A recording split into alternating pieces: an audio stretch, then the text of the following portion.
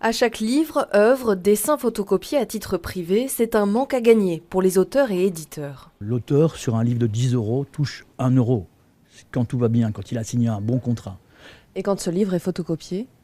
Quand ce livre est photocopié, il ne touche absolument rien. On peut imaginer les étudiants qui, évidemment, n'ayant pas assez d'argent pour se payer les livres, font des photocopies et c'est une perte sèche pour les auteurs. Pour compenser cette perte, il existait jusqu'en 2016 une rétribution, une petite somme qui faisait partie du prix de vente de la photocopieuse.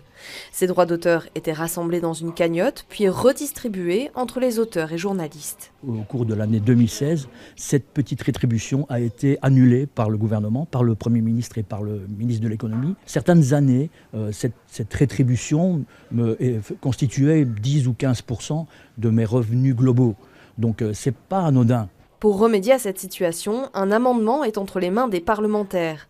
À défaut de rétablir l'ancien système, ils pourraient voter pour qu'une maigre somme, entre 3 et 4,50 €, soit répartie entre les auteurs à chaque achat d'une photocopieuse destinée au grand public. Ce forfait, ce serait évidemment quelque chose de provisoire, le temps qu'une nouvelle loi soit vraiment votée, mais qu'il n'y ait pas de vide en fait, parce que le vide, c'est 15 millions que les auteurs ne touchent pas, 15 millions qui sont répartis entre les auteurs grâce au droit de reprographie et ce qu'on appelle le droit de copie privée.